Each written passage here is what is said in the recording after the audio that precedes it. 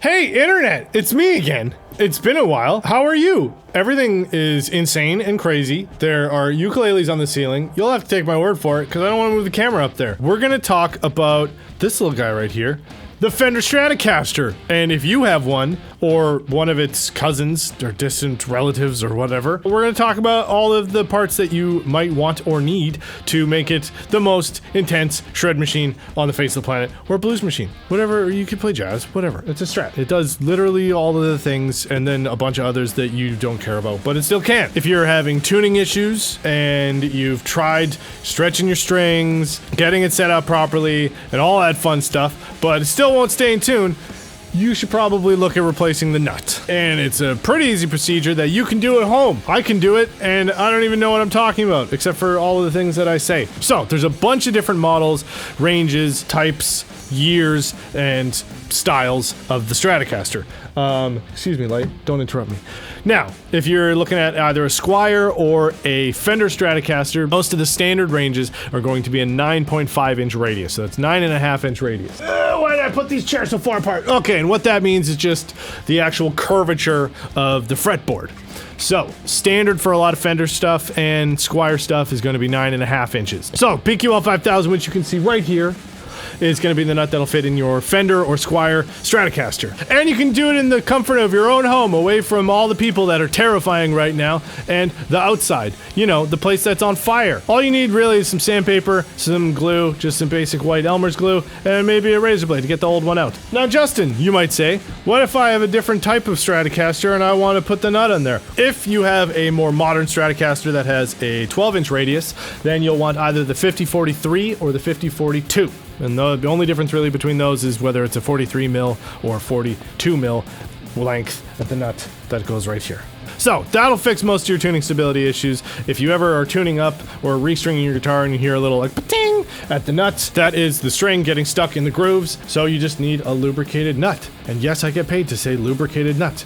You're jealous. I know. It's fine. Another thing you could do to alleviate any gripping or sticking that the strings are doing on the guitar is replace the string trees. Those are pretty straightforward because pretty much any guitar that has a string tree will use the same size and stuff like that. So there isn't like a different model you need for a certain year or brand or whatever. We just make the two colors, white or black. So whichever one will match your nail polish, you get that one. But yeah, that'll be the PQL or PT 7004s. And we also have a kit that comes with the PQL 5000 and a set of the string trees so that you can just pop them right onto your guitar and then party. The nuts retail for around 13 bucks, and same with the string trees, and you save a few bucks if you buy them together. So that's a very affordable and super awesome fun project that you can do on your guitar to help all of the tuning issues that you are currently having, and I know you are. Stop denying it. Just get a new nut. You'll thank yourself and me later. If you have an older or vintage spec'd Stratocaster, then the fretboard radius will likely be 7 1/4. That's a lot less common just because it's super round, and most guitars that have been made in the last, I don't know, few decades don't go with that because there's a lot more chance for there to be fret buzz or, you know, bottoming out when you're doing all the wheedlies. But if you do have an older guitar or something like that that does have that 7 1/4 inch radius, then we make a pre-shaped blank that has that radius on the top and bottom, just needs to be slotted, and that is the PQL 1000 or the PT 1000. But it's an old guitar, so you're probably not wanting, you know, murdered out hardware on it. But anyway, you know, if you want, that would look rad too, so you should probably do that.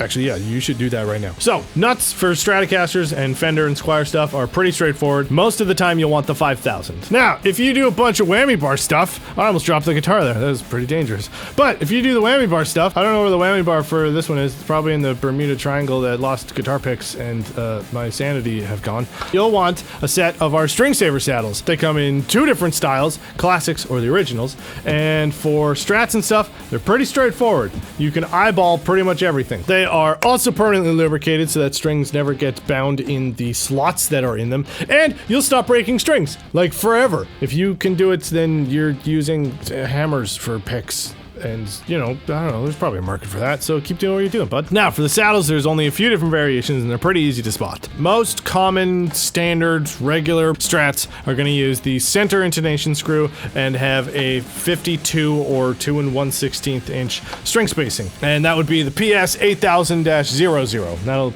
look like these.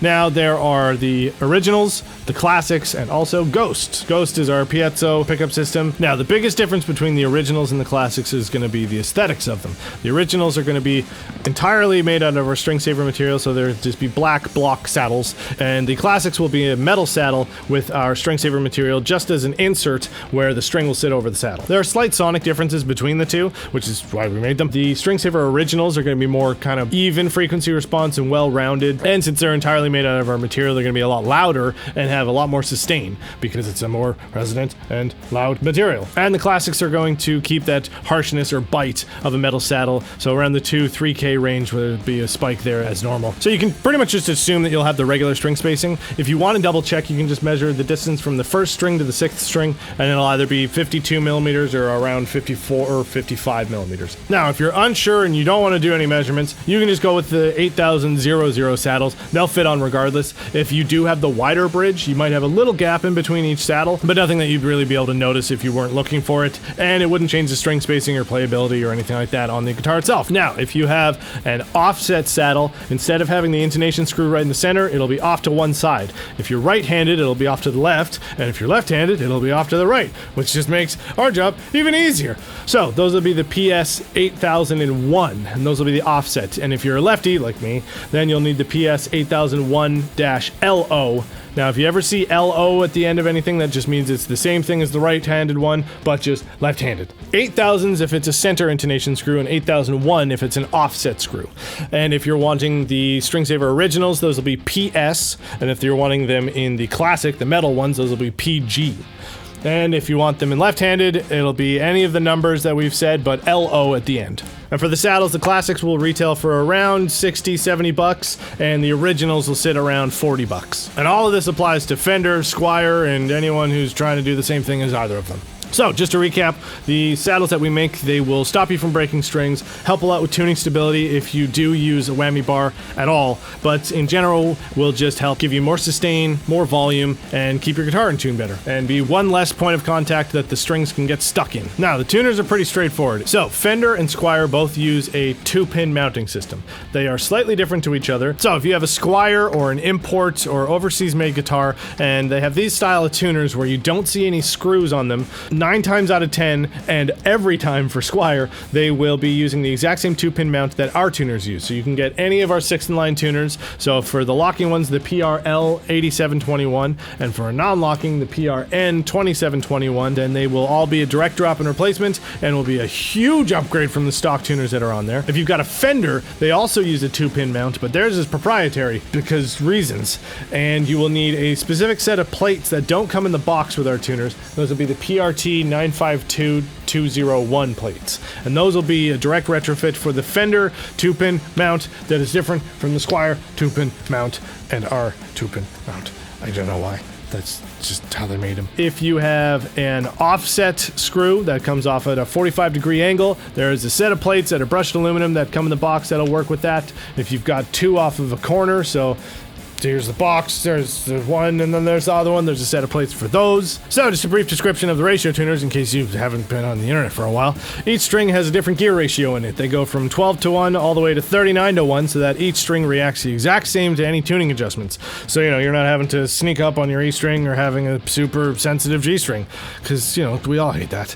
And they all come with 4 different sets of brushed aluminum mounting plates in the box. So, for a lot of the common screw configurations, you'll find they will have an adapter plate that will make it so that they will just pop right on, and you can use the existing screw holes that are in there. You don't have to do any Swiss cheesing your headstock to get vastly improved tuning on the tuners. Why did I say tuning on the tuners? I don't know, but I'm sticking with it. So the non-locking ones are going to be around 80 to 90 bucks, and the locking ones are a bit dearer at around 100, 120 bucks, and they come in chrome, black, gold. Gold ones are more expensive because gold. I don't need to explain it to you. And all of the mounting plates are available in different finishes. The ones that come for free in the box are just the brushed aluminum ones, and they don't cost us a lot to make, so we can, you know, give them to you for free instead of having to charge you for them or not give you any free stuff. So you're welcome. But the premium versions are available separately for purchase, and they're around $4 to $10 or whatever, depending on what finish you're wanting. And they come in chrome, black, gold, etc., all the same things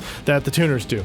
And yeah, that's pretty much it. So those are pretty much all of the parts that you would need for a Squier and or Fender Stratocaster. If you have any questions or concerns, comments, queries, quandrels, any of those things, leave them down in the box that you can type in, and we'll read it and then type back to you. That's how the internet works. And all of the parts and products that I talk about will be on screen at some point. You've already seen them. I don't know why I'm telling you things that have already happened in the past. But you can also find them in the description box below. Then you can click on them and go buy them because, you know, you need them for your guitar. Yeah, anyway, we'll see you next week. Party hard.